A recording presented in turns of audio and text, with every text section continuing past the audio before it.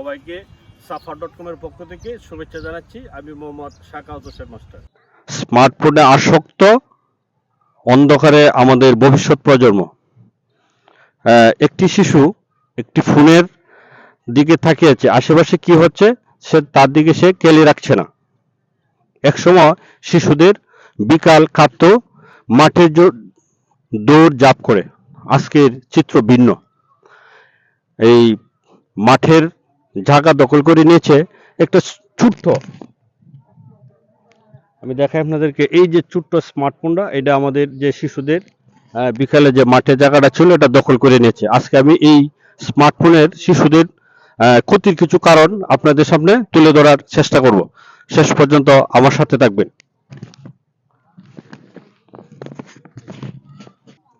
আমি এখন এই শিশুদের স্মার্টফোনের আসক্তির ক্ষতিকর প্রভাব সম্পর্কে একটি প্রতিবেদন আপনাদের সামনে তুলে ধরছি। সেটি হচ্ছে, বর্তমান বিশ্বের 92% লোকের কাছে মোবাইল ফোন আছে।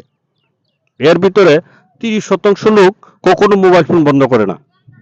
বাংলাদেশের শিশুরা প্রতিদিন গড়ে প্রায় 3 ঘন্টা স্মার্টফোন ব্যবহার করে, যা বিশ্বে স্বাস্থ্য সংস্থা কর্তৃক সুপারিশকৃত সর্বোচ্চ সময়ের প্রায় 3 গুণ।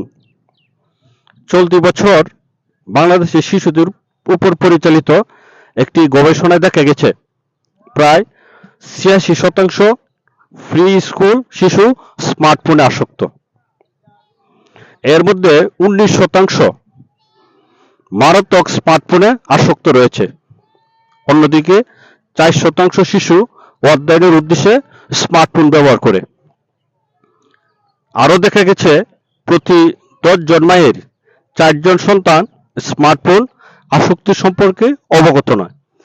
আসলে এই যে স্মার্টফোন, এটা আসলে শিশু থেকে শুরু করে বৃদ্ধ সবাই আমাদেরকে এমনভাবে দখল করে নিয়েছে, আসলে এটা ছাড়া আমরা এখন চলতেই পারি না। এই প্রযুক্তি যুগে আমরা এই স্মার্টফোনটাকে শিশুদের জন্য আমরা একটা অভিশাপের কারণ হিসাবে আমরা উল্লেখ করতে পারি। এখন আমি এই স্মার্টফোন ব্যবহারের কিছু ক্ষতিকর কারণ, শিশুদের যে ক্ষতিকর কারণ তা তুলে ধরার চেষ্টা করছি।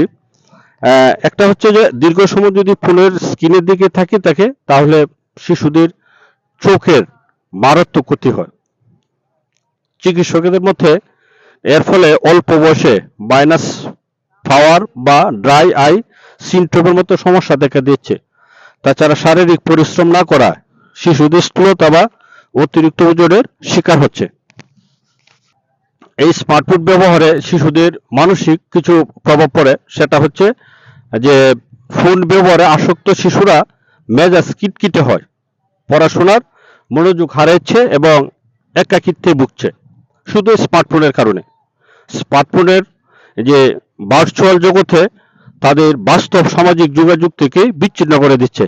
এটা হচ্ছে আসলে এই যে শিশুরা যে আমাদের এই ভার্চুয়াল যে জগৎটা আছে এটার ভিতরে যখন ওরা প্রবেশ করে তখন সামাজিকভাবে এরা বিচ্ছিন্ন অবস্থায় থাকে। এর কারণটা হচ্ছে শিশুরা দীর্ঘক্ষণ ঘরের ভিতরে এই স্মার্টফোনটা ব্যবহার করে।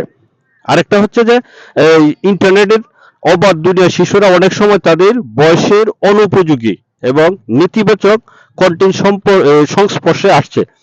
এই ইন্টারনেটটা যেহেতু অবাধ, এটার ভিতরে যে কেউ প্রবেশ করতে পারে, যে কোনো জায়গায় প্রবেশ করে শিশুরা তাদের যে আমি যেটা বলছি বয়সের অনুপযোগী অনেক কিছুই ওরা দেখতে পারে।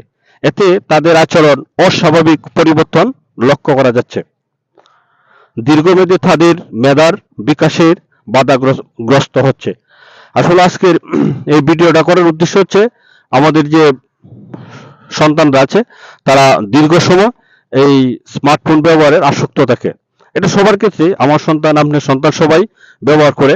তবে মনে রাখবেন যে সন্তান আপনাকে দেখে শিখবে, তাই আগে নিজের ফোন ব্যবহারের সময় সীমিত করুন। আমরা আসলে আপনাদের কাছে এটাই প্রত্যাশা রাখবো, আমরা যারা অভিভাবক আছি আমরা আসলে যদি ফোনটা কম ব্যবহার করি তাহলে আমাদের যে সন্তান আছে তারাও কম ব্যবহার করব। আপনাদের প্রতি আমার আরেকটা আহ্বান থাকবে যে, আপনার সন্তান কতক্ষণ এই মোবাইল ফোনে আসক্ত থাকে আমার কমেন্ট বক্সে অবশ্যই জানাবেন। আর ভিডিওটি অন্যান্য বাবা মার সাথে শেয়ার করুন, যাতে তারা তাদের সন্তানকে সুস্থ রাখে, ভালো রাখে এবং যতটুকু সম্ভব আমরা চেষ্টা করব আমাদের এই প্রিয় সন্তানকে মোবাইল আসক্ত থেকে দূরে রাখার জন্য। আমার একটি কি বলবো আমি একটি স্লোগান লিখে আনছি, সেটা হচ্ছে যে এই যে আমি স্লোগানটা হচ্ছে স্মার্টফোন যেন শিশুর শৈশব কেড়ে না নেয়, প্রযুক্তি ব্যবহার হোক নিয়ন্ত্রিত আর শৈশব হোক আনন্দময় প্রকৃতি গেরা।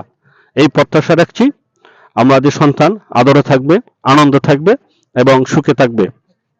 আমার ভিডিওটি যদি ভালো লাগে তাহলে অবশ্যই আমার কমেন্ট বক্সে এসে জানাবেন। ধন্যবাদ। আমার ইউটিউব চ্যানেলটির নাম হচ্ছে safa.com। আমার ভিডিও যদি ভালো লাগে থাকে তাহলে অবশ্যই আমার চ্যানেলটি সাবস্ক্রাইবার, লাইক, শেয়ার, কমেন্ট করবেন। এই প্রত্যাশা আমি সবসময় আপনাদের কাছে রাখি।